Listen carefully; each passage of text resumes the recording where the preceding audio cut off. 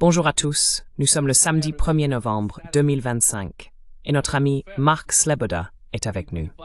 Bon retour parmi nous, Mark. Nima, merci de m'avoir invité. C'est toujours un honneur et un plaisir d'être sur Dialogue Works. Et joyeuse fête de la Toussaint.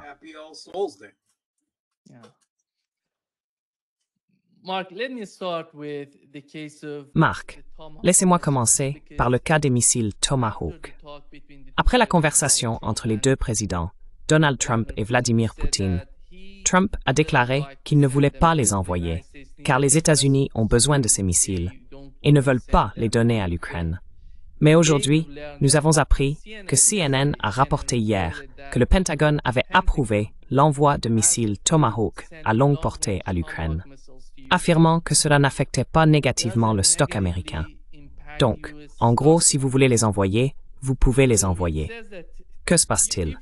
Pensez-vous que nous allons réellement voir des missiles Tomahawk en Ukraine et une certaine forme d'escalade?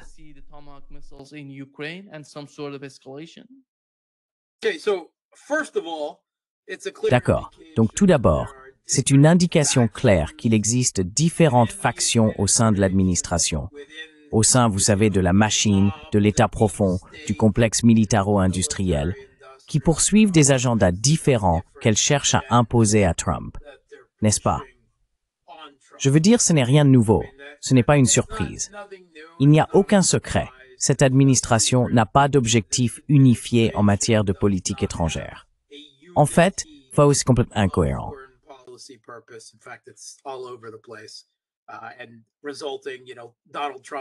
Et donc, vous savez, cela se traduit par les revirements à 180 degrés de Donald Trump sur Biden, avec quelques diatribes puériles en majuscules sur les réseaux sociaux, passant d'une position à son exact opposé quelques jours plus tard. N'est-ce pas? Nous y sommes tous bien habitués. Et il faut dire que les adversaires des États-Unis, la Russie, la Chine, l'Iran, y sont eux aussi bien accoutumés, n'est-ce pas? Dmitri Medvedev a déjà déclaré que la meilleure façon de gérer cela, c'est de ne prêter aucune attention aux publications de Trump sur les réseaux sociaux. Je veux dire, à part comme divertissement, n'est-ce pas? C'est vraiment ce que c'est. N'êtes-vous pas diverti? N'est-ce pas pour cela que vous avez élu cet homme-enfant narcissique et démesuré à cette fonction? Parce que finalement, vous vouliez être diverti, n'est-ce pas? C'est ce qui s'est passé. Et ensuite, vous savez, si ces transferts ont lieu, qui s'en soucie?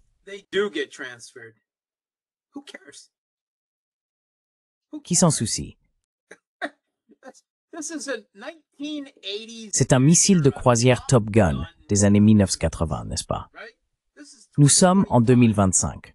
La défense aérienne et la guerre électronique russe ont déjà vaincu le Storm Shadow, le Scalp, vous savez, toutes ces absurdités de type Neptune Flamingo que le régime de Kiev a envoyé là-haut. Les attaques MS américains, les HIMARS, la bombe de petit diamètre lancée depuis le sol, vous savez, et les JDAM, tout, absolument tout ce qu'ils ont lancé. La défense aérienne et la guerre électronique russe l'ont neutralisé. Il y avait ce titre, je crois que c'était dans le Wall Street Journal, il y a un peu plus d'un an déjà, disant que les armes occidentales de haute technologie fonctionnent contre la Russie en Ukraine, jusqu'à ce qu'elles ne fonctionnent plus.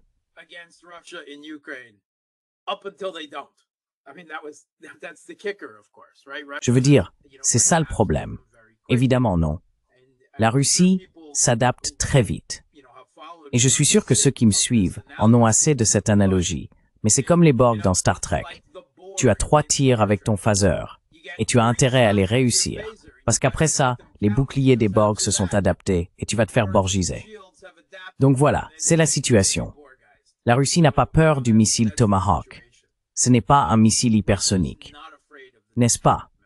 C'est un missile de croisière relativement gros et lent. Les missiles de croisière posent des problèmes particuliers.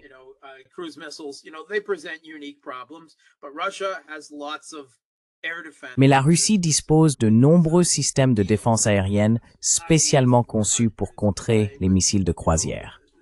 Pas forcément les S-400, mais vous savez, les systèmes plus petits. Et oui, ils réussiront à en intercepter quelques-uns. Ils y parviennent toujours, surtout contre des cibles vulnérables comme les raffineries de pétrole et ce genre d'installations. Mais au final, ils ne peuvent infliger qu'un certain niveau de dégâts avec ces engins, n'est-ce pas? Il y a aussi, enfin plus important, je suppose, le précédent politique. Parce que nous savons, d'accord, cela a été reconnu, Trump a admis qu'il faudrait du personnel américain pour tirer ses armes. Il l'a admis clairement. Vous savez, nous l'avons déjà dit à de nombreuses reprises.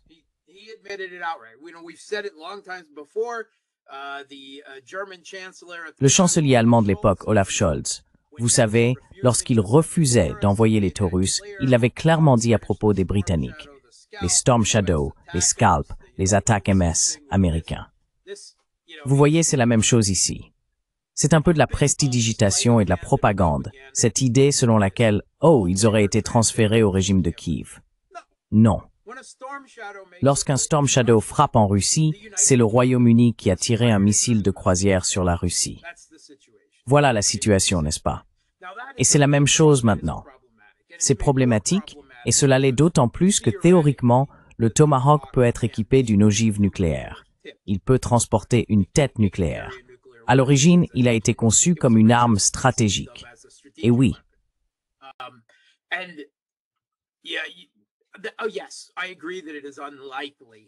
Oh oui, je suis d'accord que c'est peu probable. Mais vous savez, l'armée russe doit envisager des scénarios de contingence. Elle ne peut pas se baser sur des improbabilités et tout ça. C'est pourquoi la Russie a présenté, avec beaucoup de fanfare, le Burevestnik, le missile de croisière à propulsion nucléaire et à capacité nucléaire, capable de faire le tour du globe autant de fois que nécessaire.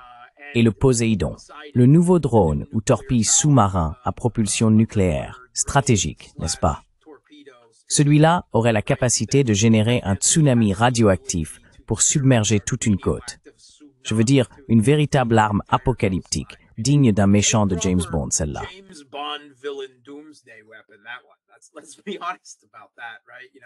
Soyons honnêtes à ce sujet, d'accord? Vous savez, c'est censé dissuader les États-Unis. C'est bien de cela qu'il s'agit. Et ensuite, la réponse de Trump à cela, c'est d'annoncer des essais nucléaires, comme un enfant en manque d'assurance, comme si cela allait impressionner les Russes. Non, ils mèneront simplement leurs propres essais nucléaires. Ou encore, ces déclarations absurdes. Nous n'avons pas besoin d'un missile capable de parcourir 8000 miles. Nous avons des sous-marins nucléaires au large des côtes russes. C'est vrai, mais la Russie a aussi des sous-marins nucléaires au large de vos côtes. Et ils ont le Burevestnik et le Poséidon, n'est-ce pas? Des capacités que vous n'avez tout simplement pas, n'est-ce pas?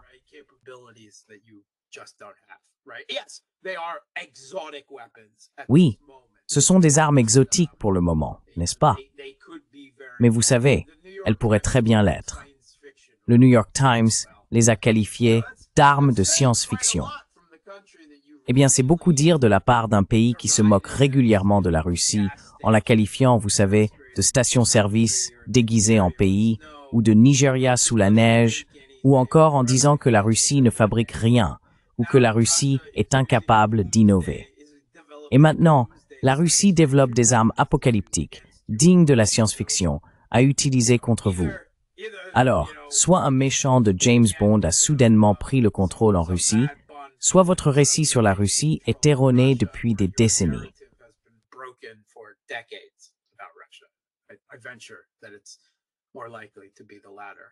Je dirais qu'il est plus probable que ce soit la seconde option. Je veux dire, il y a des considérations bien sûr, mais au final, s'ils envoient les Tomahawks, ils ne pourront jamais en envoyer assez. Et ils ne seront pas suffisamment efficaces pour changer l'issue de ce conflit. Oui, ils peuvent augmenter les coûts pour la Russie dans une certaine mesure. Mais quand on voit la ligne de front s'effondrer comme elle le fait, à plusieurs endroits, la Russie s'en moque. Elle est confiante. Elle réussit. Les lignes défensives farouchement tenues du régime de Kiev dans le Donbass, sur lesquelles ils avaient misé toute la défense de leur pays, sont en train de s'effondrer.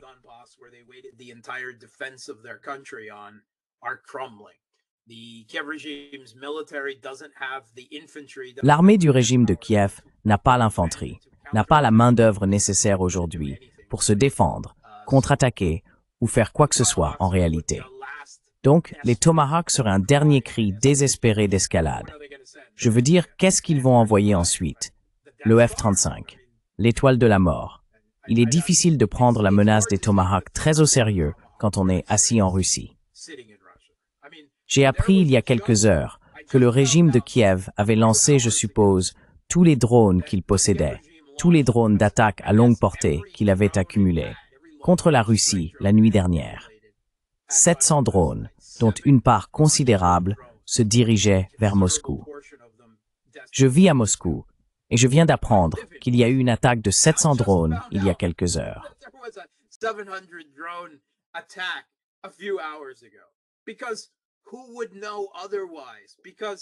Parce que sinon, qui le saurait? Parce que peu de choses, voire aucune, traversent la défense aérienne et la guerre électronique de la Russie. Et le Tomahawk ne s'en sortirait guère mieux. La plus grande question est donc de savoir comment la Russie réagirait, si pour des raisons politiques, elle se sentirait obligée de le faire. Mais même dans ce cas, je pense qu'il est peu probable qu'elle riposte contre les États-Unis ou même contre les bases américaines en Allemagne. Elle s'en prendrait simplement au proxy. Pourquoi? Parce qu'elle est en train de gagner dans ce cadre, et qu'elle gagne largement.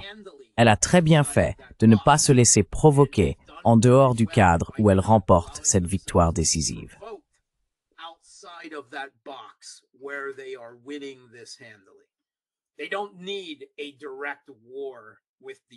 Ils n'ont pas besoin d'une guerre directe avec les États-Unis et l'ensemble de l'OTAN. Exactement. Pourquoi gâcher ce qui se passe, une victoire désormais inévitable en Ukraine, en déclenchant un Armageddon nucléaire avec les États-Unis? Pourquoi se laisser provoquer jusque-là? Donc, même si les Tomahawks sont tirés, ils ont déjà tiré des Storm Shadow et des Scalp. Oui, les Tomahawks ont une plus grande portée, c'est indéniable.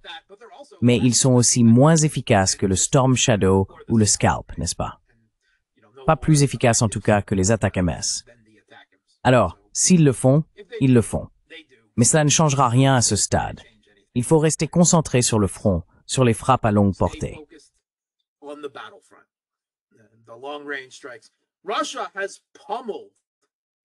La Russie a pilonné l'Ukraine avec des milliers de drones et de missiles. Ils n'ont plus de défense aérienne à ce stade.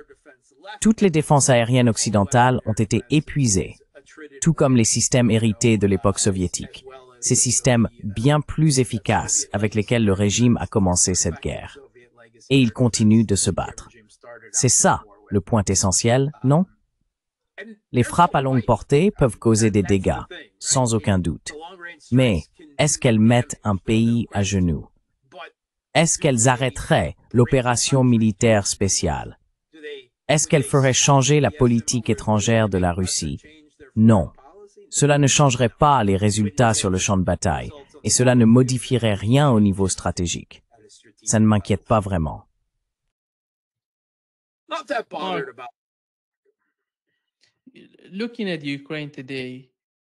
En regardant la situation en Ukraine aujourd'hui, je pense que les missiles Tomahawk, les drones, toute cette rhétorique venant de l'Occident ne sont qu'une continuation. La question essentielle derrière tous ces arguments, c'est la poursuite du conflit en Ukraine. Et l'objectif principal, il me semble, pour le gouvernement britannique, est de tenir plus longtemps que l'administration Trump, car après celle-ci, ils pourront faire ce qu'ils veulent. Je veux dire, supposons, je ne sais pas si les républicains auront une réelle chance de gagner en 2028 s'ils ne mettent pas fin au conflit auquel ils font face actuellement en Ukraine et au Moyen-Orient. Rien ne se passe.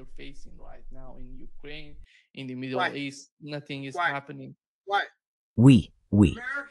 Les Américains ne se soucient pas des guerres de l'Amérique. Ils ne se soucient pas de la politique étrangère.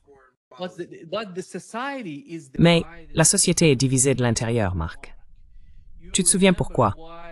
Quel était le principal problème du Parti démocrate? C'était la question de Gaza, la question du Moyen-Orient. Non, non, d'une manière ou d'une autre, ils ont tranché.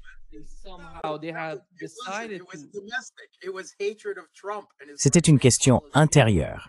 C'était la haine de Trump, de sa politique de droite et de sa position anti-immigration. Les Américains ne votent pas sur des questions de politique étrangère. Ils ne le font tout simplement pas. Ils ne l'ont jamais fait. Oui, il existe une petite minorité, vous savez. D'un côté, on peut parler du pourcentage de républicains MAGA qui ont une conception de la politique étrangère américaine, n'impliquant pas la confrontation avec la Russie et la Chine, mais plutôt un recentrage sur l'hémisphère occidental. Le nombre de personnes qui votent par principe pour cette raison est faible. Et pour être juste, s'il y a des républicains MAGA qui regardent cette vidéo, vous faites partie de ce petit groupe, et vous le comprenez probablement. Exactement. C'est la même chose pour les démocrates. Oui, il y a une minorité qui accorde la priorité à des sujets comme Gaza, et ils se font entendre, n'est-ce pas? Ils manifestent, ils font tout cela. Mais au final, ce n'est pas ainsi, ni pour ces raisons que les Américains votent.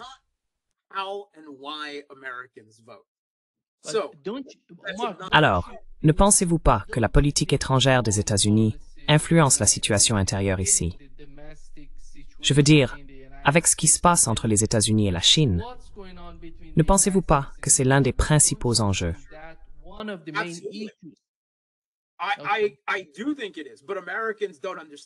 Je pense que oui, mais les Américains ne le comprennent pas. Leurs médias ne le leur disent pas. Ils ne leur disent pas que leur vie se dégrade, que leur niveau de vie baisse, n'est-ce pas? Que le prix de l'essence et l'inflation augmentent à cause des choix de politique étrangère des États-Unis. Ce lien n'est pas établi, car leurs médias et leurs élites politiques, des deux côtés de l'échiquier bipartisan, eh bien, soyons honnêtes sur la plupart des questions de politique étrangère. Il n'y a pas beaucoup de différence entre la gauche et la droite. Le Coca et le Pepsi, les démocrates et les républicains, le centre-droit et le centre-gauche qui se renvoient la balle. Il y a quelques petites divergences, certes. Pas beaucoup. Pas vraiment. Encore une fois, on peut parler d'une certaine frange de gauche de la base militante démocrate qui se soucie vraiment de Gaza et des Palestiniens, comme elle le devrait, comme tout le monde le devrait. Mais les élus démocrates au Congrès, eux, sont tous pro-israéliens.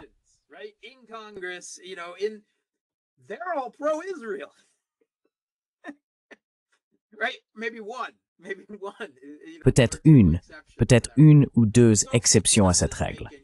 Donc cela ne fait aucune différence. L'opinion de la société américaine sur la politique étrangère n'a aucune importance pour l'élite politique. Et elle n'a vraiment aucune incidence sur les élections américaines. Toute croyance contraire, qu'elle vienne de la droite ou de la gauche, est une projection de personnes qui se soucient profondément d'une question de politique étrangère et veulent croire que le reste des Américains, ou même une majorité, ou même une part importante d'entre eux, s'en soucient aussi. Mais les sondages n'ont jamais montré cela. Cela n'a jamais été vrai. Et ce n'est pas vrai aujourd'hui. Et encore une fois, pour tous les Américains parmi vous qui se soucient profondément de la politique étrangère, vous devriez savoir que vous faites partie d'une minorité instruite et consciente, qui comprend que ces questions de politique étrangère ont un impact direct sur la vie des Américains. Mais la plupart des Américains ne le savent pas. Ils ne le comprennent pas. La plupart des Américains sont incapables de situer des pays étrangers sur une carte.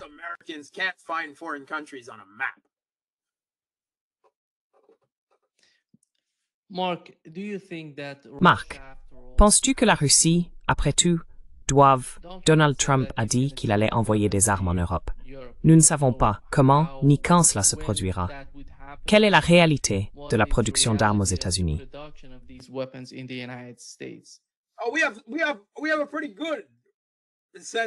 Nous en avons en fait une assez bonne idée. Nous disposons, vous savez, des chiffres de production pour des éléments comme les intercepteurs PAC-3, les Tomahawk ou le SM-6. Nous savons que les niveaux de production de ces armes sont extrêmement faibles. Raytheon espérait augmenter la production d'intercepteurs PAC-3 à 600 par an pour les États-Unis, Israël, le régime de Kiev, une future guerre avec la Chine et tous les alliés et États clients des États-Unis qui utilisent le Patriot. Ce n'est rien. Et ils peuvent exiger, n'est-ce pas? Vous savez, l'administration Trump a envoyé, par l'intermédiaire du Pentagone, une demande au complexe militaro-industriel de doubler ou de quadrupler la production de ces 12 munitions dont les États-Unis manquent cruellement. Le talon d'Achille des États-Unis en ce moment, c'est la défense aérienne, n'est-ce pas?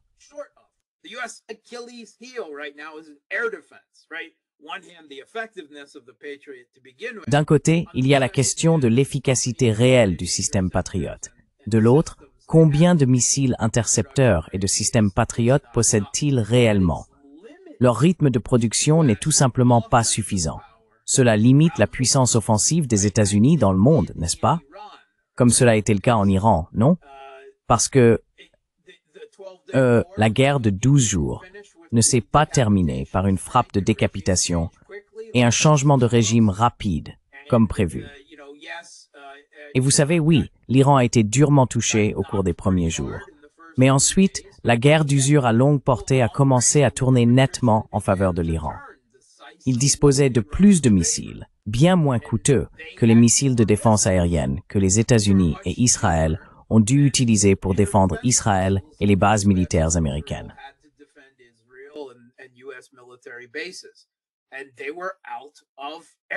Et ils n'avaient plus d'intercepteurs de défense aérienne.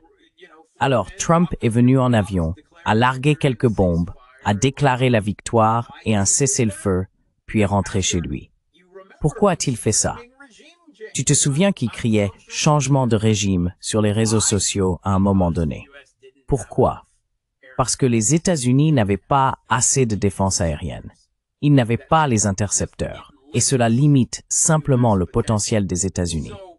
Donc, ce que le complexe militaro-industriel a dit, et ils étaient assez ouverts à ce sujet lorsqu'ils ont reçu cet ordre, c'était « oui, génial, parfait, c'est formidable, c'est de l'argent en banque ». Voilà le truc.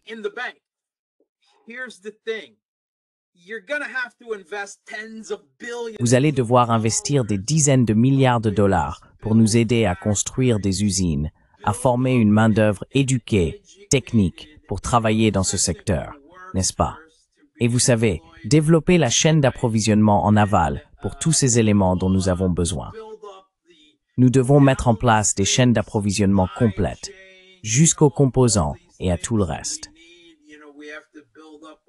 Maintenant, nous avons un problème avec la Chine qui pourrait restreindre notre utilisation des terres rares et d'autres ressources par-dessus le marché, n'est-ce pas? Alors, vous savez, aidez-nous avec un peu plus, 100 milliards, 200 milliards. Ce ne sera pas beaucoup plus que ça, vous voyez. Et cet argent n'existe pas, même pas pour les États-Unis, n'est-ce pas? Même la planche à billets de l'assouplissement quantitatif ne peut pas aller aussi vite.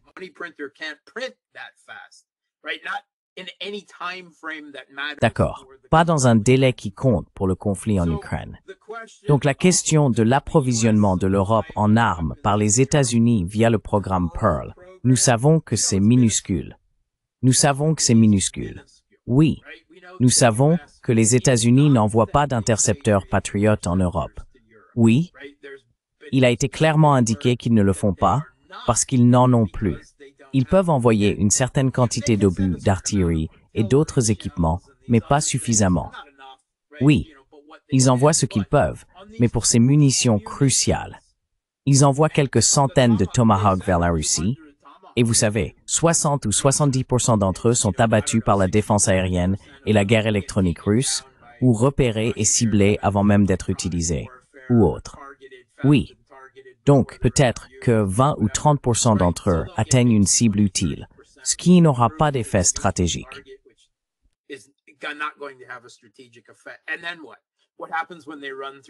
Et ensuite, que se passe-t-il lorsqu'ils auront épuisé ces quelques centaines? Parce que peu importe ce que le Pentagone peut dire sur le fait que cela n'affecte pas les stocks, quelle que soit la personne au Pentagone qui affirme cela, ils mentent, non? Nous savons, à un niveau global, combien de Tomahawk les États-Unis possèdent et nous connaissons leurs engagements à travers le monde, n'est-ce pas? Ce n'est pas seulement à propos de l'Ukraine et de la Russie. Donc, la quantité qu'ils peuvent se permettre de céder est finalement inférieure à 1 millier. Et tout ce qui est en dessous, disons de 5 000, un nombre qu'ils n'ont d'ailleurs jamais atteint, n'aura pas d'effet stratégique. Et nous avons entendu, à travers plusieurs rapports d'institutions et de groupes de réflexion qui suivent ces questions en Europe, comme l'Institut de Kiel, qu'ils ont signalé que l'approvisionnement militaire du régime de Kiev diminue, qu'il existe un problème d'approvisionnement important et qu'il persiste. Oui, c'est une tendance. Il n'y a vraiment aucun moyen d'inverser cela.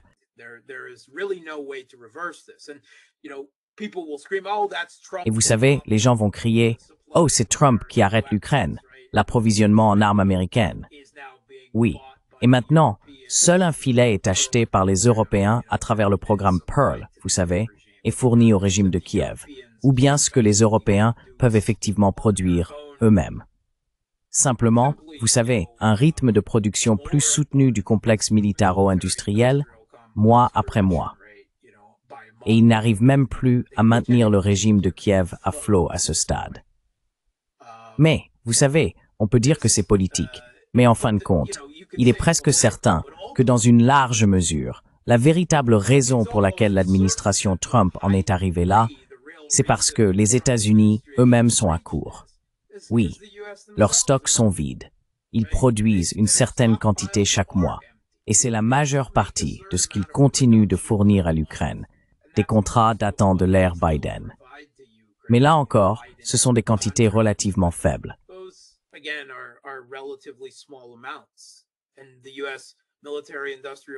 Et le complexe militaro-industriel américain, tu sais, ne peut pas produire davantage. Je veux dire, regarde combien les États-Unis viennent de gaspiller. L'administration Trump a gaspillé énormément, tant en matière de défense aérienne que d'opérations offensives. Tu sais, des missiles air-sol que les États-Unis ont gaspillés rien qu'au Yémen, en jouant sans efficacité au jeu du chat et de la souris contre les Houthis dans le désert. Maintenant, ils vont en lancer une contre le Venezuela. Vraiment? Je veux dire, je sais qu'ils considèrent le Venezuela comme une cible facile, mais à moins qu'ils ne parviennent à une sorte de rachat ou de cooptation par la CIA de l'armée et des services de sécurité vénézuéliens, ce qu'ils essaieront certainement. Mais si cela ne fonctionne pas, alors ils devront opter pour une frappe cinétique. Et combien d'autres vont-ils gaspiller là-bas, n'est-ce pas? Tu sais, est-ce que cela va se transformer en un bourbier à la vietnamienne? On ne sait pas, n'est-ce pas? Parce que beaucoup dépendra de l'ampleur de la pénétration de la CIA dans l'armée et la classe politique vénézuélienne, de son efficacité.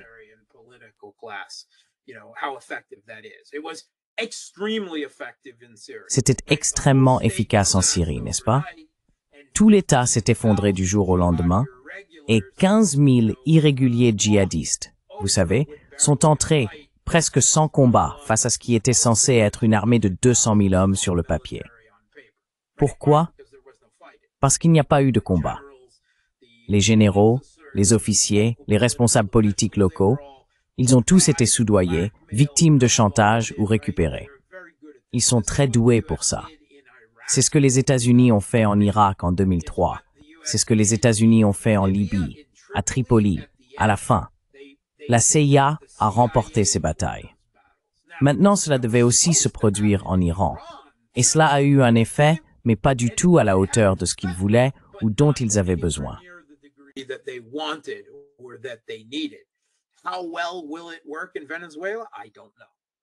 À quel point cela fonctionnera-t-il au Venezuela? Je ne sais pas. Et je ne pense pas que quiconque le sache, honnêtement. Je veux dire, les gens ont des opinions très tranchées, disons, des sentiments sur la question. Mais je ne crois pas que quelqu'un sache vraiment à quel point le Venezuela est idéologiquement engagé. Nous connaissons un pilote vénézuélien.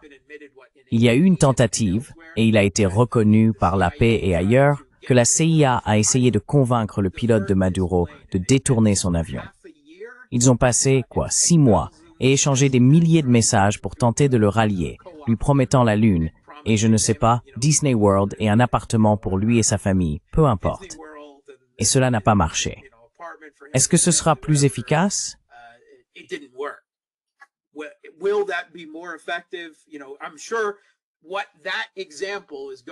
Tu sais, je suis sûr que ce genre d'exemple se produit à grande échelle en ce moment, d'une manière que nous ne pouvons pas voir. C'est ça le vrai danger pour le Venezuela, n'est-ce pas? Pas une invasion terrestre des États-Unis avec des troupes débarquant sur les plages. C'est pas ça le danger. Oui, une frappe de décapitation, les Tomahawks, encore une fois, en utilisant des Tomahawks qu'ils n'ont vraiment pas en surplus. Et s'ils le font, la Russie déplorera toute perte du Venezuela, n'est-ce pas? En fin de compte, c'est dans l'hémisphère occidental. Ils ont des options géopolitiques très limitées pour le défendre. Si les États-Unis sont vraiment déterminés à prendre le Venezuela, alors la Russie ou la Chine peuvent faire bien peu pour l'en empêcher. Ils pourraient en augmenter le coût, mais tu sais, ils ont d'autres priorités. C'est...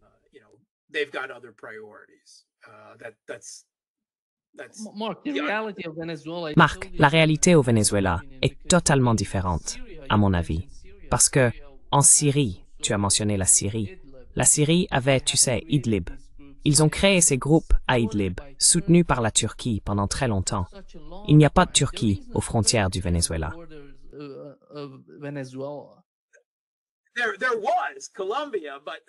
Il y avait la Colombie, mais le gouvernement colombien a été anéanti. Et maintenant, ce sont les gauchistes, n'est-ce pas? Cela a donc considérablement limité les options de Trump entre sa première et sa deuxième administration. Maintenant, ils opèrent depuis Trinité et Tobago, ce qui, bien sûr, n'a rien à voir. Il existe maintenant une opposition vénézuélienne importante, n'est-ce pas? Tout un tas d'oligarques, ou d'anciens oligarques, n'est-ce pas? Nous savons qu'il s'agit probablement de 30 à 35% de la population vénézuélienne. Nous savons que c'est la classe moyenne, et vous savez une bonne partie de la bourgeoisie, de la classe supérieure, n'est-ce pas? Et vous savez, les compradors de droite, alignés avec eux.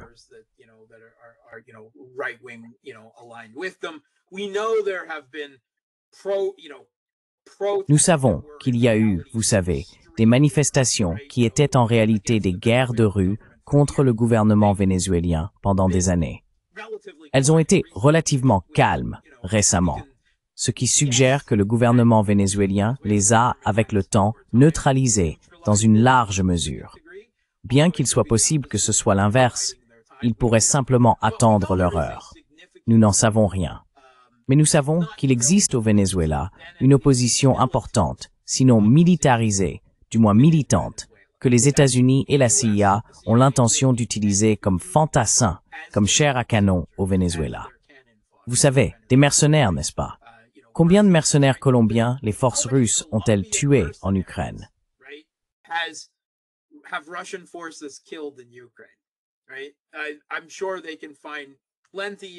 Je suis sûr qu'ils peuvent trouver plein de mercenaires colombiens prêts à participer à ce genre d'opération. Mon seul espoir, c'est que l'administration Trump est très mauvaise pour organiser ce type de choses, non?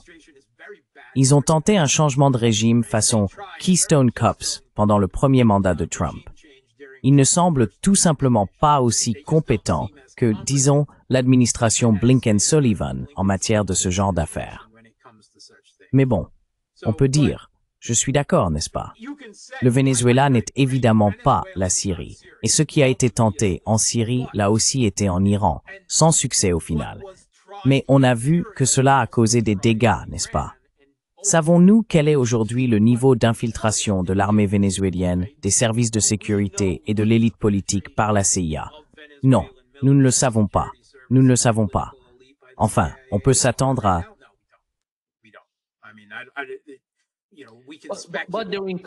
Mais ils sont en contact avec la Russie et l'Iran, et peut-être qu'il se passe quelque chose en coulisses. Ils envoient peut-être quelque chose. Je ne sais pas. Je suis sûr que la Russie...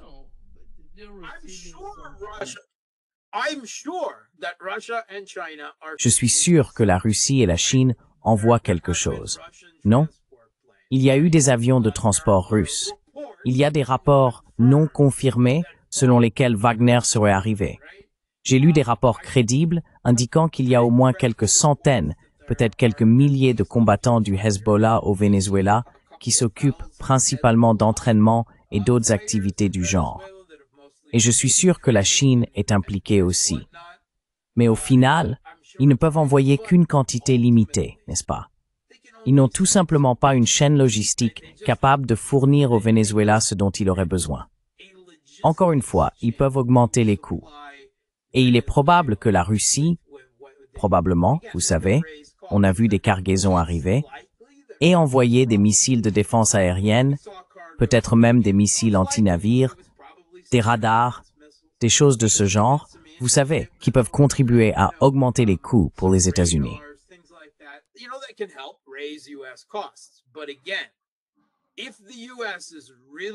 Mais encore une fois, si les États-Unis sont vraiment sérieux à l'idée de s'emparer du Venezuela, et, vous savez, on l'a déjà entendu, un ancien responsable américain a donné une interview à 100 minutes la semaine dernière où il a admis ouvertement que le véritable problème avec le Venezuela, c'est d'abord qu'il faut oublier ce prétexte de narco-nonsense. Premièrement, ils sont assis sur les plus grandes réserves de pétrole prouvées au monde, qui pourraient alimenter l'économie du XXIe siècle des États-Unis et de leurs alliés, les Européens. Et deuxièmement, que le gouvernement vénézuélien est, je cite, de mèche avec nos adversaires stratégiques, n'est-ce pas? La Russie, la Chine et l'Iran. Voilà le vrai enjeu. Cela devient donc un peu problématique, car évidemment la Russie, la Chine et l'Iran veulent que le Venezuela reste indépendant, qu'il soit une épine dans le pied des États-Unis, dans leur propre hémisphère.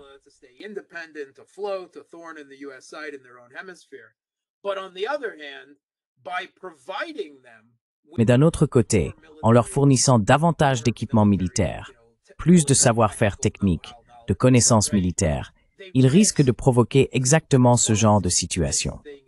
Parce que les États-Unis considèrent cela comme une menace pour leur sécurité géopolitique, tout comme la Russie considère la présence américaine en Ukraine comme une menace pour sa sécurité. N'est-ce pas? Ce n'est pas vraiment sorcier. Et la Russie vient de signer un nouveau partenariat stratégique avec le Venezuela. Cela faisait un moment que c'était en préparation. Tout a conduit à ce point. Mais je suis absolument certain que cela a été un facteur, peut-être pas le facteur, mais un facteur, dans la décision des États-Unis de faire ce qu'ils font manifestement et d'agir au Venezuela. Cela devient donc un exercice d'équilibre, n'est-ce pas? Si nous leur fournissons les moyens militaires de se défendre, alors les États-Unis pourraient estimer que cela leur cause plus d'ennuis que cela n'en vaut la peine.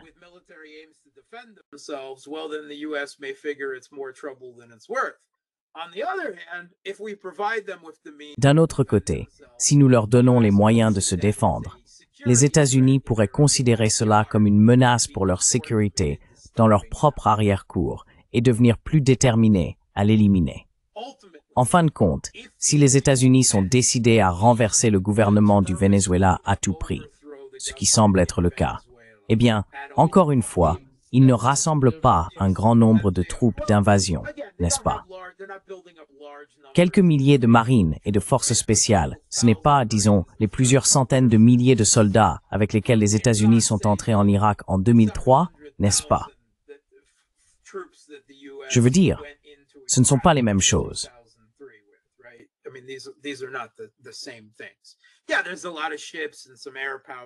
Oui, il y a beaucoup de navires, un peu de puissance aérienne et tout le reste.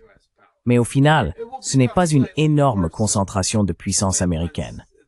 Ce le deviendra un peu plus une fois que le Gerald Ford arrivera dans la zone d'opération, n'est-ce pas? Il est en route. Il était encore en Méditerranée hier, et il lui faudra environ une semaine de plus. J'entends sans cesse dans les médias américains que des frappes sont imminentes. Cela voudrait dire qu'il commencerait au moins avant l'arrivée du Gerald Ford, le groupe aéronaval, puisqu'il est encore à plus d'une semaine de distance. Mais ce serait quand même des frappes à longue portée, n'est-ce pas? Des frappes aériennes, des frappes de missiles de croisière.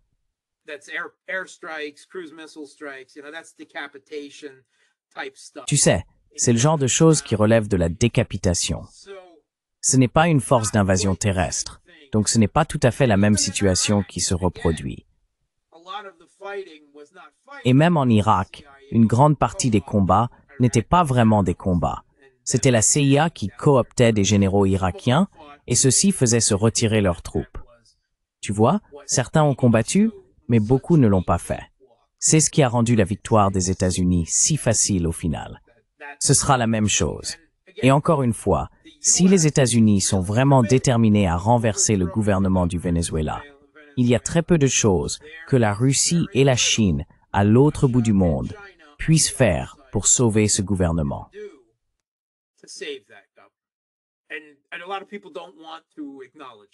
Et beaucoup de gens ne veulent pas le reconnaître, n'est-ce pas? Ils se fâchent que la Russie n'envoie pas ses parachutistes au Venezuela ou quelque chose du genre. C'est tout simplement pas réaliste. Ce serait la troisième guerre mondiale. Et la Russie comme la Chine ne vont pas risquer une confrontation nucléaire avec les États-Unis en dehors de leur zone de confort, là dans l'hémisphère occidental, pour un conflit avec les États-Unis à propos du Venezuela. Pas plus qu'ils ne risqueraient une guerre avec les États-Unis pour une défense militaire des Palestiniens. Vous pouvez souhaiter que la réalité soit différente. Je ressens moi-même cet élan du cœur. Mais nous avons besoin ici de réalistes quant aux capacités réelles de la Chine et de la Russie.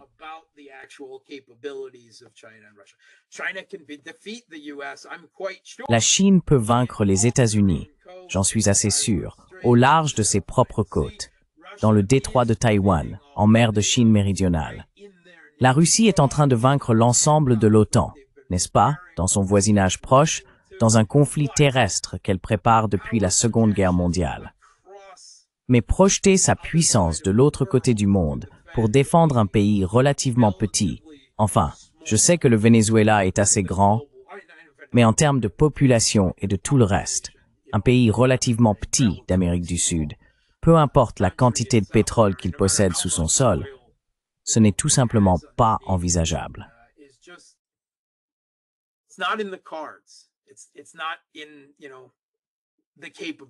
Ce n'est pas à la portée de ces deux pays. Pas sans risquer quelque chose qu'ils ne peuvent pas assumer, ce qui se transformerait très vite en confrontation totale, une pente glissante vers la guerre nucléaire. Et les États-Unis peuvent être assez téméraires pour prendre ce genre de risque. Mais les gouvernements russes et chinois ne le sont pas. Ce sont, si l'on veut, les adultes dans la pièce. Et ils ne vont pas risquer une troisième guerre mondiale pour un pays qui se trouve, en fin de compte, au-delà de l'horizon géopolitique de leur puissance conventionnelle de défense.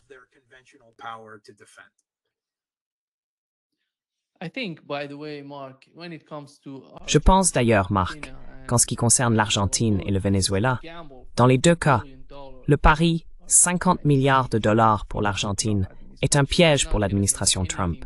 Il ne va rien améliorer pour lui-même, ni pour son administration, même avec cette attaque. Hier, nous avons appris, voici ce qu'a dit Tulsi Gabbard, Marc.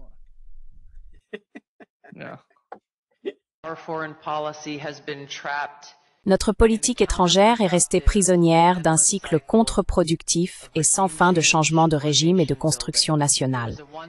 C'était une approche uniforme. Renverser des régimes, tenter d'imposer notre système de gouvernance à d'autres, intervenir dans des conflits que nous comprenions à peine et repartir avec plus d'ennemis que d'alliés.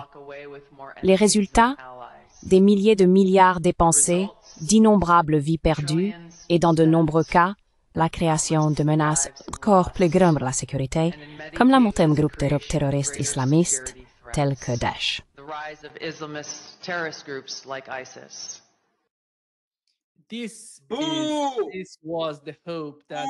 C'était l'espoir que nous avions pendant l'administration Trump. Il a disparu. Quelle est aujourd'hui la position de Tulsi Gabbard dans l'administration Trump?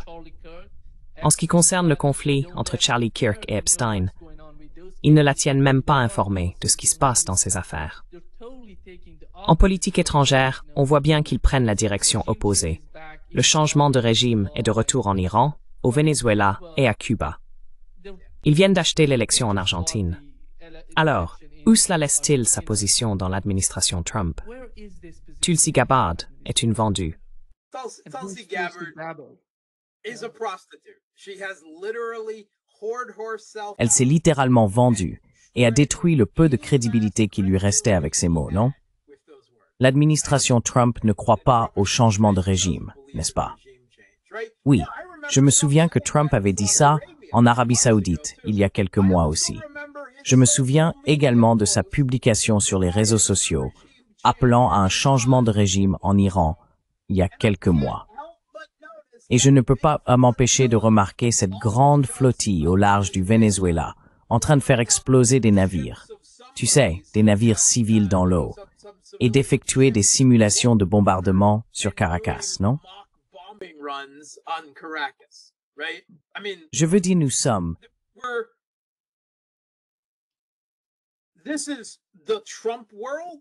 C'est le monde de Trump. Vous savez, ce monde imaginaire de manipulation et de propagande, où Trump croit une chose un jour et son contraire 15 minutes plus tard. C'est de ce monde-là que vient la rhétorique de Tulsi Gabbard. Et puis il y a la réalité dans laquelle le reste d'entre nous vit, où les États-Unis ont coopéré avec Israël pour une frappe surprise de décapitation visant un changement de régime en Iran. Et cela a échoué. Je veux dire, Trump ne le cachait même pas.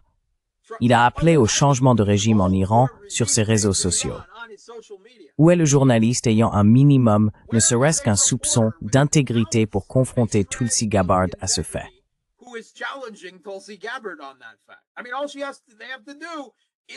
Je veux dire, tout ce qu'ils ont à faire, c'est de se référer aux propres publications de Trump sur les réseaux sociaux à ce sujet. Enfin, tu vois, qu'est-ce qu'on peut dire? Oh, ce qu'il a dit ne reflète pas vraiment ce qu'il pense. On pourrait suivre cette voie, mais ça ne tient pas la route. C'est juste pathétique. J'ai ri quand j'ai entendu ça, un rire amer, tu vois. On avait tous des espoirs. Pour moi, j'en avais pas beaucoup. Mais quand Tulsi Gabbard a été nommée directrice du renseignement national, il y avait l'espoir que l'administration Trump ferait peut-être les choses autrement.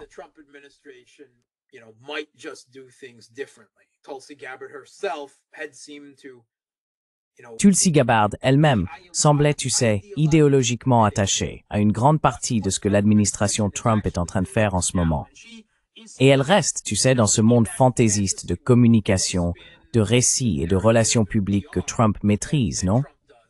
Tu sais, ce monde où l'empereur porte une somptueuse robe Balenciaga, plutôt que d'être complètement nu, couvert de sang. Mais toi et moi, nous voyons Trump, obscènement nu, couvert de sang. Et, tu sais, Tulsi Gabbard vit simplement dans ce monde imaginaire où il est vêtu de Balenciaga à la place.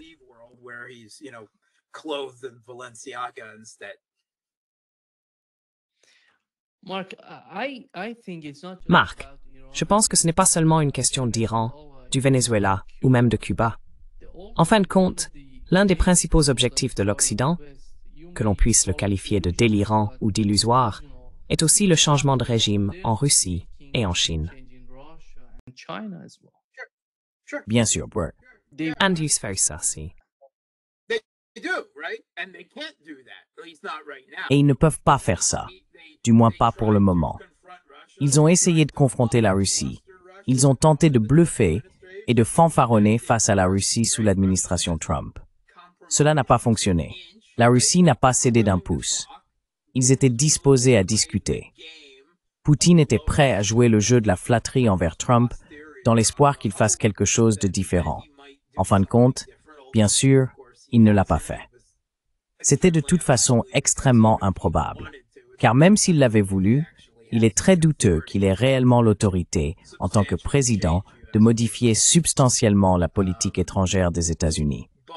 Mais ils ont essayé, littéralement en Iran, et cela a échoué. Mais vous savez, il reste toujours le Venezuela. C'est dans notre propre hémisphère. Vous savez, c'est bien moins compliqué. Le Venezuela n'est pas l'Iran.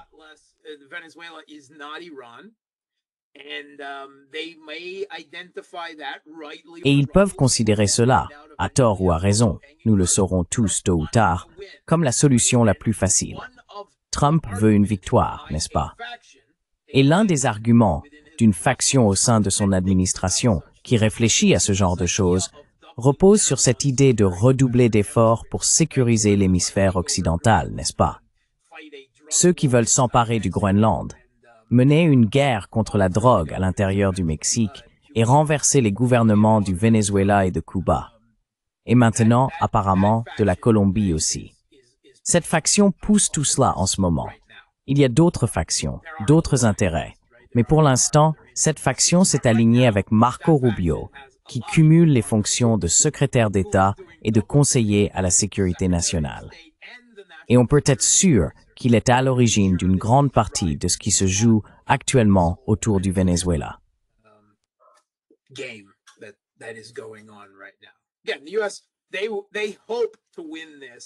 Encore une fois, les États-Unis espèrent remporter cela discrètement, sous le radar, avec la CIA, peut-être par des frappes de décapitation et l'utilisation de l'opposition à l'intérieur du Venezuela.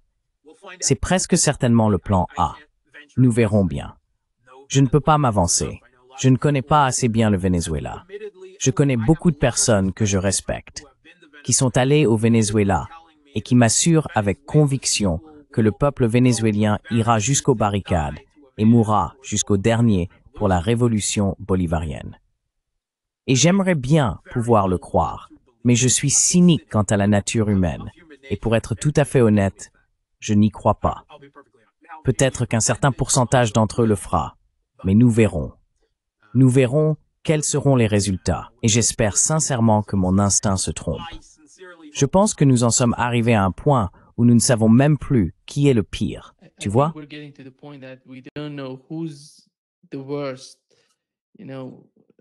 Anthony Blinken ou Marco Rubio, y a-t-il vraiment une différence? Je veux dire, au fond, ce sont des représentants de l'hégémon américain, non?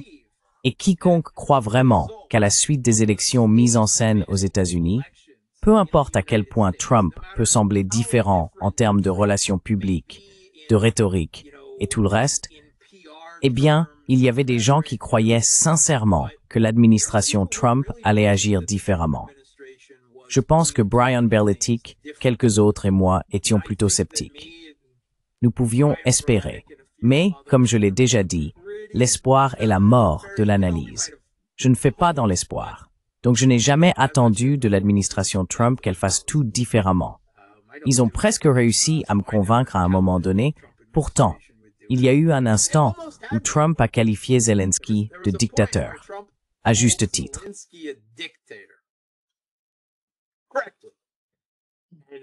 Et j'ai dit, bête, juste haute. Et le lendemain, ou plutôt la semaine suivante, c'était « Ai-je vraiment dit ça ?» Ça ne ressemble pas à quelque chose que j'aurais dit. Et plus personne n'en a jamais reparlé. Voilà. C'était fini. J'étais là à me dire « Vous m'aviez presque eu. Vous m'aviez presque eu. » Mais non, vous savez, c'est l'hégémon américain. C'est ancré dans les institutions des États-Unis, de la CIA au département d'État, dans toutes les institutions gouvernementales, à travers les think tanks, le complexe militaro-industriel, les universités, où la prochaine génération est formée dans cet exceptionnalisme messianique et suprémaciste américain. Là où les responsables, surtout du côté démocrate, lorsqu'ils quittent leurs fonctions, passent par la porte tournante. Ils quittent le gouvernement pour occuper des postes d'enseignement à l'université jusqu'à ce qu'on ait de nouveaux besoins d'eux. Teaching positions in the universities until they're needed again. The Republicans do that a little bit more in the military. Les républicains le font un peu plus dans le complexe militaro-industriel et dans les affaires. Mais c'est ancré dans les institutions américaines. C'est pourquoi élire une marionnette mise en scène ou une autre, en fin de compte, peu importe à quel point la rhétorique ou la communication peuvent sembler différentes, c'est toujours la même bête hégémonique. Et il faudra bien plus que les résultats d'une élection Pepsi ou Coca pour changer la politique étrangère des États-Unis de manière significative, n'est-ce pas? Cela voudrait dire qu'il devrait cesser d'essayer d'être un hégémon et commencer à se trouver une place constructive dans un avenir multipolaire. Non, non, non.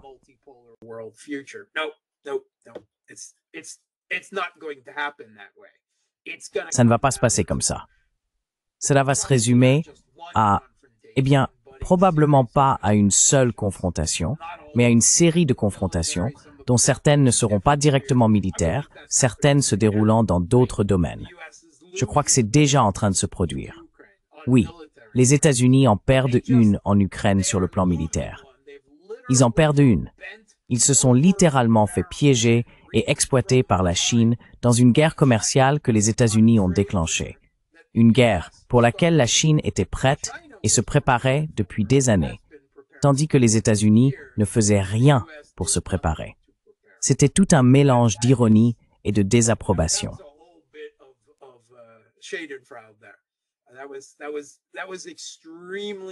C'était extrêmement agréable pour moi de voir l'administration Trump, avec ses tentatives pathétiques de présenter sous un jour favorable ce qui était en réalité un recul total des États-Unis, s'inclinant effectivement devant la puissance économique chinoise.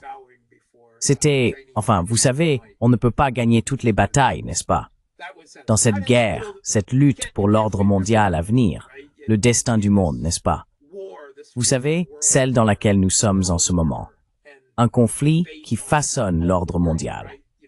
Cela se déroule dans différentes sphères et à différents endroits, n'est-ce pas?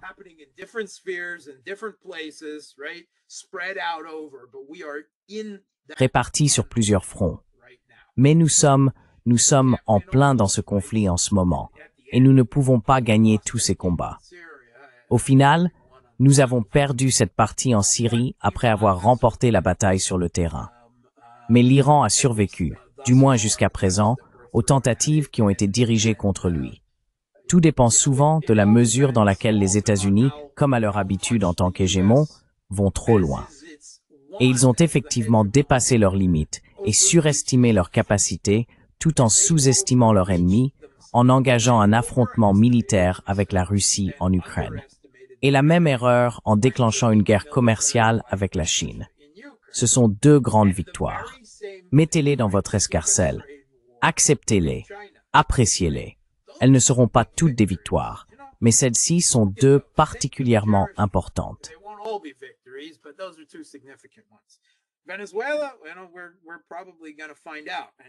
Le Venezuela, nous allons probablement le découvrir. Et je ne souhaite, ni pour le meilleur, ni pour le pire, ce qui attend le peuple vénézuélien, car il ne mérite pas ce qu'il attend, d'une manière ou d'une autre, n'est-ce pas? Même s'ils survivent, disons que le gouvernement vénézuélien survit à ce qui arrive. Si la révolution bolivarienne survit au moins, si les idéaux socialistes perdurent, ils vont tout de même énormément souffrir de ce qui s'annonce. Et je suis sûr, j'en suis convaincu, qu'il y a quelqu'un, à un niveau décisionnel quelque part dans les entrailles du blob, de l'état profond, de la bureaucratie permanente, appelez cela comme vous voulez, qui voit tout cela, en ce moment même, comme un échiquier.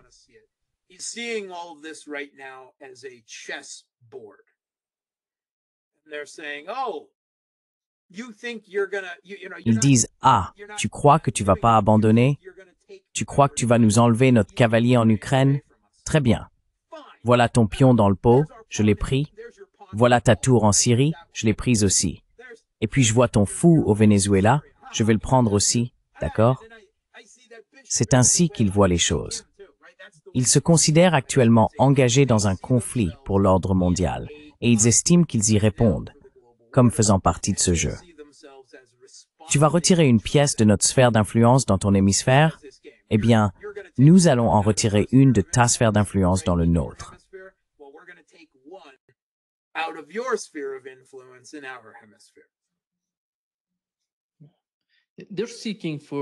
Ils cherchent, vous savez, une sorte de levier sur le marché de l'énergie. Et c'est pourquoi toute la situation avec le Venezuela, je ne vois pas cela se produire à court terme. Cela prend du temps. Bien sûr, cela prend du temps. Mais tu sais ce qu'ils veulent. Ils veulent une source d'énergie fiable pour le moment, pour l'Europe. Enfin, je veux dire, désolé pour l'Europe, n'est-ce pas? Il y a une raison pour laquelle le comité norvégien du prix Nobel a approuvé tout cela en attribuant le prix Nobel à Maria Corina Machado. Peu importe qui est cette folle, tu sais, cette femme marionnette des États-Unis. C'est parce que l'Europe a vraiment besoin de cette énergie. Je veux dire, je ne sais pas si tu l'as remarqué, mais en se coupant de l'énergie russe, et oui, avec les États-Unis qui ont fait exploser les gazoducs Nord Stream, toute leur économie est en train de se désindustrialiser. Ils ont vraiment besoin d'une énergie moins chère.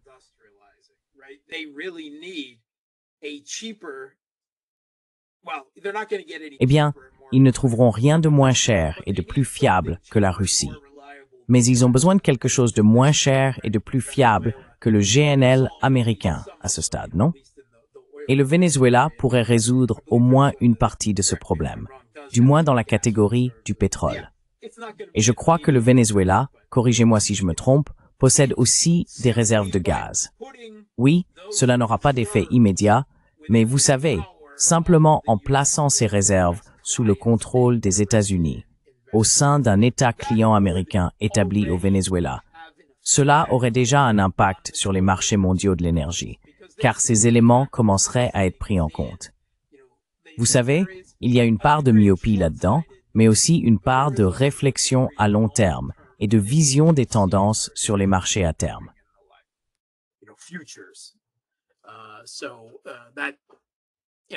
Donc, cette question, vous savez, tant qu'un conflit est en cours, il y aura des perturbations, n'est-ce pas?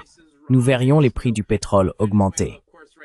Le Venezuela, bien sûr, n'exporte pas actuellement une grande quantité, certainement rien de comparable à ce qu'il pourrait exporter vers le reste du monde, en raison des sanctions américaines, et, au fil des années, de la détérioration de l'industrie énergétique vénézuélienne qui en a résulté.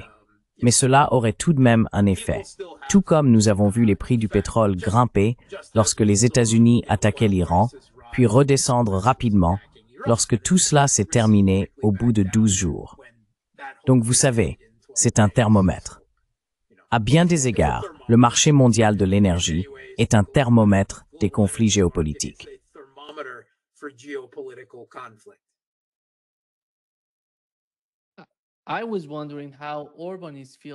Je me demandais ce que ressent Orban en ce moment à propos de Donald Trump, parce qu'il disait que Trump allait tout changer, qu'il arriverait et, tu sais, réglerait les choses en 24 heures. Mais il s'est avéré être pire, tu sais, en ce qui concerne la propagande venant du camp de Trump. Orban a été l'un des principaux acteurs qui ont contribué à faire grandir cette propagande dans l'esprit des gens. Orban y croyait-il vraiment ou jouait-il simplement le jeu en flattant Trump? Il demande une délégation. Bien sûr qu'il l'était. Et tu sais, les États-Unis viennent justement d'accorder discrètement une exemption à l'Inde, le port de Chabahar, en Iran. Ils viennent d'obtenir une exemption pour ça. Oui. Mais Orban, oui, il s'est fait avoir par Trump. Est-ce qu'il faisait vraiment confiance à Trump? Est-ce qu'il croyait vraiment en Trump? Je ne sais pas. J'aime penser qu'Orban est un homme d'État un peu réaliste, tu vois. Il jouait peut-être le jeu, et le jeu ne s'est pas déroulé en sa faveur. Il a peut-être vraiment cru en Donald Trump. Je ne sais pas laquelle de ces options est la bonne. Mais la Hongrie n'est pas l'Inde, Marc. La Hongrie ne l'est tout simplement pas. Non, c'est pas ça. Ce n'est pas ça, d'accord. Il n'a pas cela. Mais la Hongrie est un petit État relativement rebelle, tu sais, opposé à la technocratie bruxelloise de l'UMR. Oui, ils ont fait un sacrifice pour l'équipe de l'OTAN et l'Alliance transatlantique, n'est-ce pas? C'est ce que Trump a décidé.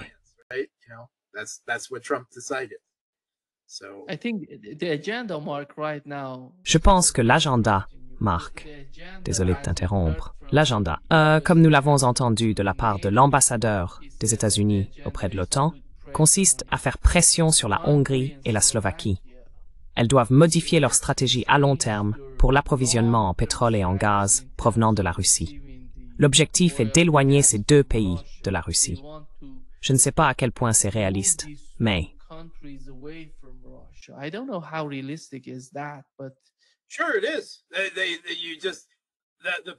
Bien sûr que si. Le peuple de Hongrie et de Slovaquie, ainsi que les politiciens qui les représentent, vont devoir se serrer la ceinture et faire avec moins, car leur énergie va leur coûter beaucoup plus cher, bien plus, comme dans le reste de l'Europe. Un peu plus encore, en réalité, parce que ce sont des pays enclavés, et ils devront payer le transit en plus du transport du GNL et tout le reste. Mais les États-Unis sont extrêmement déterminés à rompre toute relation énergétique et économique entre l'Europe et la Russie. Et à quel point sont-ils déterminés? Ils le sont suffisamment pour faire sauter les gazoducs Nord Stream. C'est à ce point qu'ils sont engagés, n'est-ce pas? Ils le sont depuis longtemps. Ils étaient extrêmement mécontents à la fin de la guerre froide, lorsque l'Europe et l'Union soviétique ont établi les premiers oléoducs et gazoducs. Ils s'y opposaient farouchement. En fait, Anthony Blinken a écrit un livre à ce sujet il y a déjà pas mal de temps. C'était tiré de sa thèse, si je ne me trompe pas. Oui, sa thèse, je crois que c'était à l'université. Voyons voir. Il reprochait à Reagan, si je ne me trompe pas. Yes. Oui, donc il était farouchement opposé à cela, il y a déjà un bon moment. Oui, alliés contre alliés, l'Amérique, l'Europe et la crise du gazoduc sibérien. Tout tournait autour du fait que les États-Unis ne voulaient pas que les premiers gazoducs soient construits entre l'Europe et l'Union soviétique. Parce que, vous savez, les gazoducs énergétiques sont comme... Ils représentent l'exemple le plus clair de la géopolitique sous une forme littérale et physique, n'est-ce pas? Ce sont les artères et le sang de la géopolitique, des relations politiques. Et voilà. Oui, c'est bien celui-là.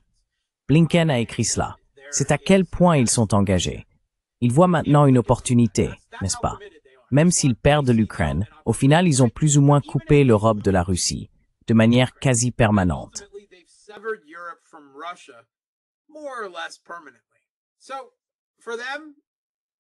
Donc, pour eux, pour une certaine manière de penser, encore une fois, au sein des entrailles de la machine bureaucratique ou de l'État profond, c'est déjà une victoire pour les États-Unis.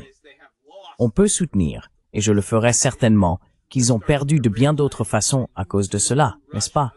Et ils commencent à se rendre compte que perdre face à la Russie représente un véritable risque pour la croyance qu'ils sont une hégémonie. Et vous savez, en matière d'hégémonie, une grande partie repose sur la croyance. C'est la peur. Ce sont toutes ces choses intangibles qui se trouvent mises en danger à cause de cela. Mais vous savez, dans ces jeux, parfois on gagne, parfois on perd. Même quand on gagne, on perd quelque chose. Même quand on perd, on gagne quelque chose.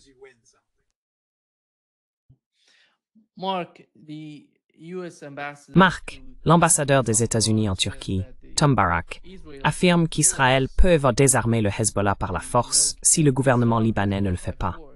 Comment voyez-vous le Hezbollah aujourd'hui? Et pensez-vous qu'Israël serait réellement capable de désarmer le Hezbollah?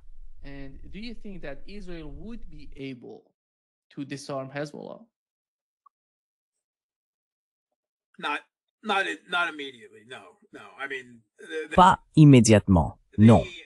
Je veux dire, ils peuvent jouer le même jeu qu'ils jouent depuis longtemps avec les Palestiniens. Tondre la pelouse, tu sais, réduire la puissance du Hezbollah de temps en temps quand ils le jugent nécessaire. Mais ce n'est pas dans leur capacité immédiate. Du moins, je ne le pense pas. Le Hezbollah a résisté à une frappe de décapitation. Ils ont été durement touchés. Il ne faut pas en douter. Il y a aujourd'hui au Liban un niveau de défi politique à leur rencontre plus élevé qu'il y a 2 ans, c'est certain. Ils ont perdu une partie de leur influence et de leur pouvoir au Liban. Ils ont perdu une grande partie de leur direction, de leur pouvoir politique et de leur puissance militaire, dans une mesure significative. Cela dit, si l'objectif, compte tenu du déséquilibre des forces, était pour le Hezbollah de survivre, et que l'objectif pour les États-Unis ou pour Israël et les États-Unis était de détruire le Hezbollah, alors,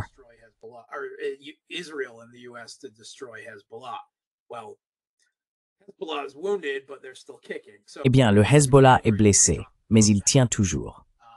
Alors, tu vois, dans quelle catégorie veux-tu classer ça? L'Iran a certainement perdu une grande partie de son influence à travers son axe de résistance, car la Syrie est désormais littéralement entre les mains d'Al-Qaïda, Al-Qaïda allié à l'Occident. Le Hezbollah a été durement touché. Le Hamas se bat littéralement pour sa survie. Et plus encore, le peuple palestinien de Gaza se bat pour sa vie et se trouve dans une situation très difficile. Les Houthis tiennent encore, mais ils ont encaissé des coups. Toute leur direction a été anéantie il y a quelques mois, et leur capacité offensive, j'en suis sûr, en a souffert dans une certaine mesure.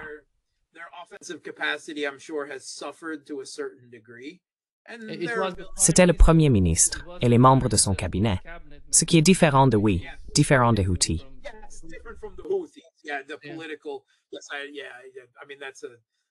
Sur le plan politique, enfin, je veux dire, c'est un niveau de technicité à propos du Yémen qu'il est important de noter, mais qui dépasse probablement la compréhension générale ou la vision d'ensemble de la plupart des gens. Mais la capacité des Houthis à frapper Israël a toujours été, disons, marginale. Les Houthis ne feront jamais tomber Israël et ils ne seront jamais en mesure d'empêcher Israël de poursuivre une politique génocidaire. Ils peuvent en augmenter le coût, et je pense qu'ils l'ont fait. Ils l'ont fait plutôt bien. Ils ont encore une fois une certaine certitude morale, n'est-ce pas? J'ai moi-même avancé cet argument. Étant une personne de réel politique, je n'accorde pas une grande valeur politique à la moralité.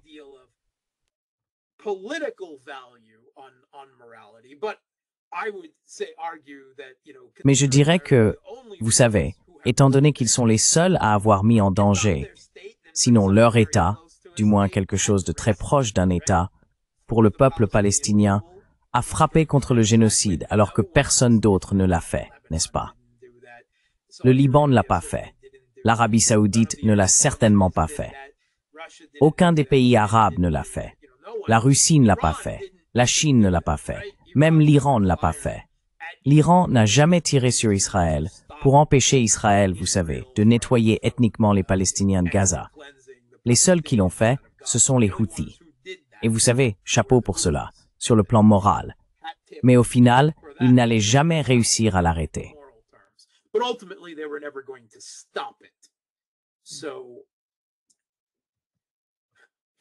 Alors, pour revenir à ta question, est-ce qu'Israël peut anéantir le Hezbollah?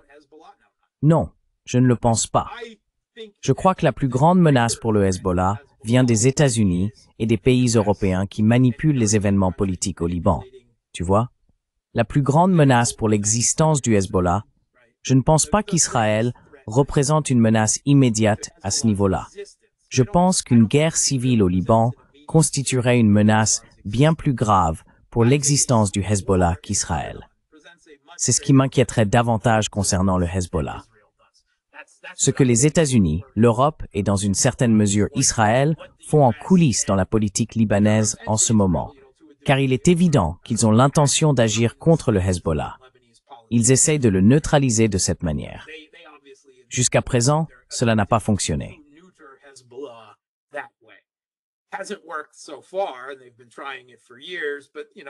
Ils essayent depuis des années, mais tu sais, ils semblent y être un peu plus engagés en ce moment. Mais non, je ne pense pas qu'à l'heure actuelle, Israël ait la capacité d'anéantir le Hezbollah. Encore une fois, tondre la pelouse, tu vois, c'est une autre histoire. Ils peuvent toujours infliger des dégâts au Hezbollah. Ils peuvent limiter la puissance offensive du Hezbollah. Ce n'est pas que le Hezbollah ait été particulièrement engagé dans des actions offensives contre Israël. C'est un peu au-delà de ses capacités. L'objectif principal du Hezbollah, c'est simplement la survie et la défense du territoire libanais. C'est pourquoi il a été créé à l'origine, n'est-ce pas? Tu sais, c'est pour cela qu'il a été créé. Le Hezbollah ne peut pas détruire Israël, mais Israël ne peut pas non plus détruire le Hezbollah, malgré l'énorme déséquilibre de puissance entre les deux. Marc, l'attaque contre la Russie, contre les bombardiers nucléaires là-bas, était similaire à l'attentat terroriste en Iran pendant les premières heures de l'assaut israélien, n'est-ce pas? Tu veux dire l'opération Toile d'araignée, c'est bien ça? Exactement. La guerre des conteneurs, très, très intéressante. Et je vais simplement dire que cela revenait à ouvrir la boîte de Pandore.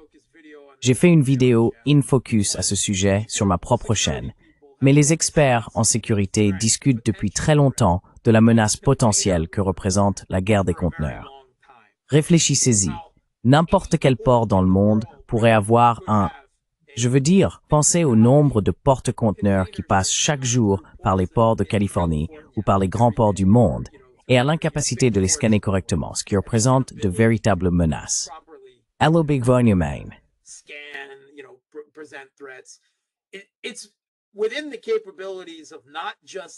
Ce n'est pas seulement à la portée des acteurs étatiques aujourd'hui, mais aussi de nombreux acteurs non étatiques, terroristes et autres.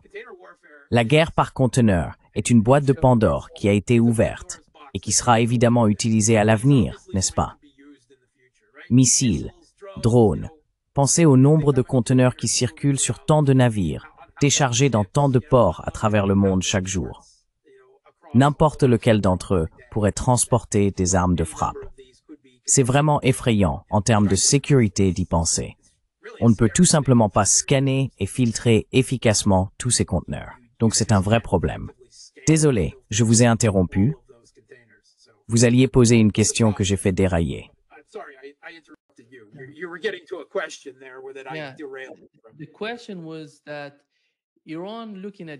La question portait sur l'Iran.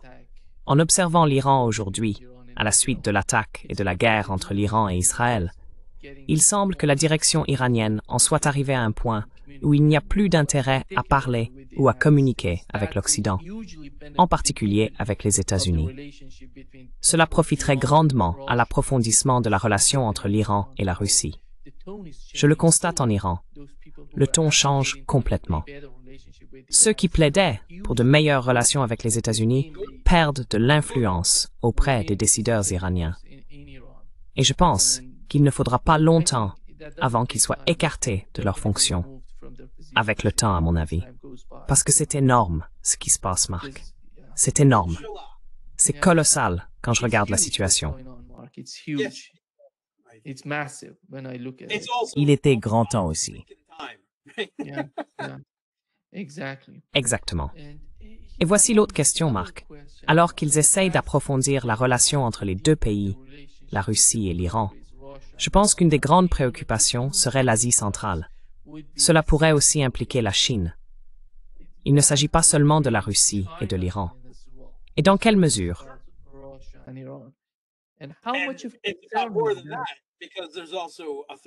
Ce n'est pas plus que cela, car il y a aussi la menace de l'influence turque dans cette région. La Turquie nourrit de grands rêves pan-turcs que je trouve un peu exagérés. Mais il y a aussi un autre jeu qui se joue là-bas.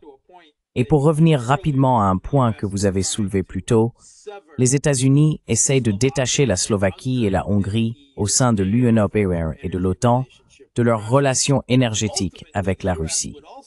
En fin de compte, les États-Unis aimeraient également détacher la Turquie, membre de l'OTAN, de sa relation énergétique avec la Russie, mais ils ont beaucoup moins de moyens et de leviers pour le faire, car la Turquie dépend fortement du commerce énergétique russe.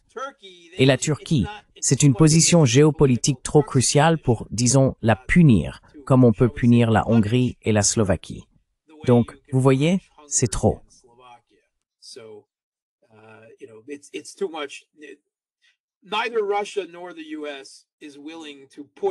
Ni la Russie, ni les États-Unis ne sont disposés à pousser la Turquie trop loin, de peur qu'elle ne tombe complètement dans le camp de l'autre. Erdogan est un fin stratège, habile à manipuler et à jouer la Russie et l'Occident l'un contre l'autre. On peut dire que c'est pour le bénéfice de la Turquie, mais c'est certainement à l'avantage d'Erdogan. Erdogan nourrit également des ambitions de devenir un acteur en Asie centrale, et il l'est déjà devenu en Azerbaïdjan. Cela ne fait aucun doute. Il a gagné en influence dans le Caucase du Sud et par ricochet en Arménie aussi, du côté perdant de bien des choses là-bas. Mais l'Asie centrale reste encore un objectif un peu lointain pour le moment. Cela dit, c'est un acteur qu'on ne peut pas complètement écarter non plus. Donc oui, la Chine, la Russie et l'Iran. L'Asie centrale a peu d'options pour s'en détacher, étant entourée de ses trois alliés eurasiens. Je pense qu'on peut désormais les considérer ainsi.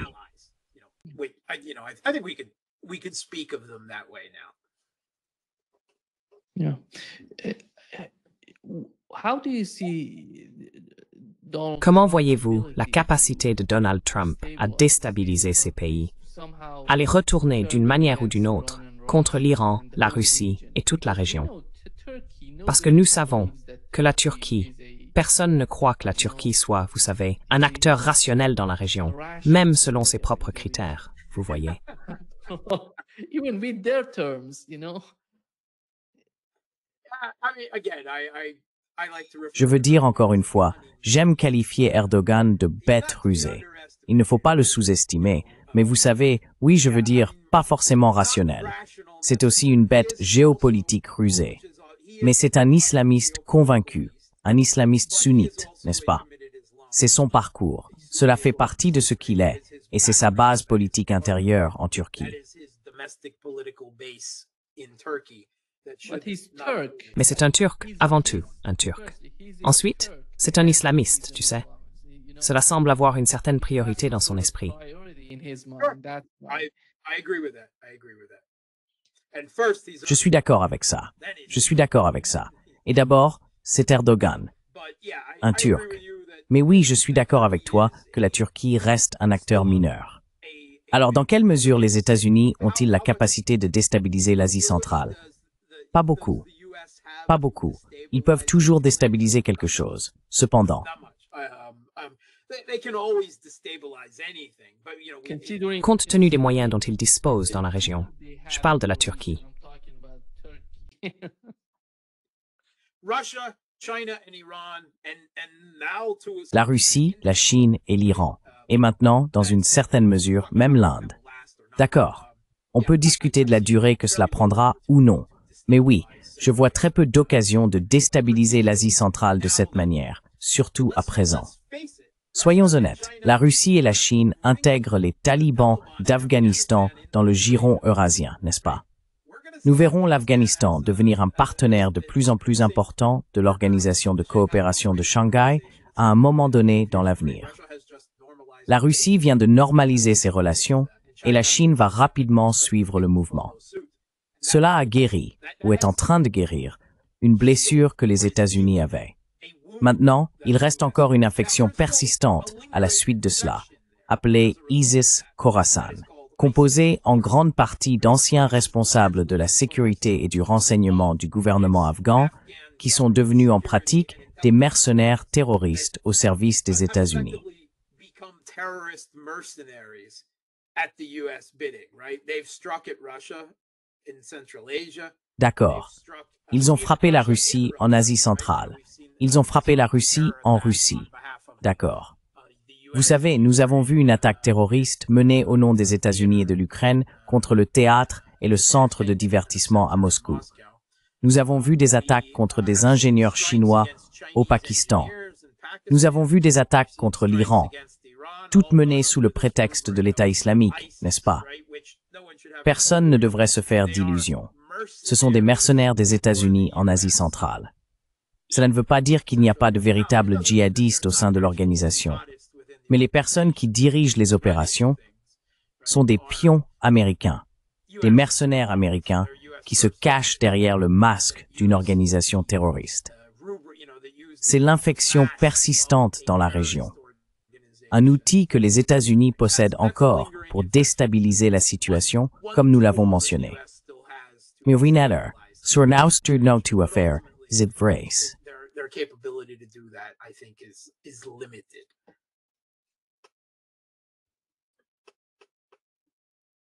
Thank you so Merci much, beaucoup, Marc, d'être avec nous aujourd'hui. Un grand plaisir, comme toujours. as always. Thanks for having Merci de m'avoir invité. C'est toujours un plaisir d'être présent et j'ai hâte à la prochaine fois. me next time. Oui, à la chaîne. Bye.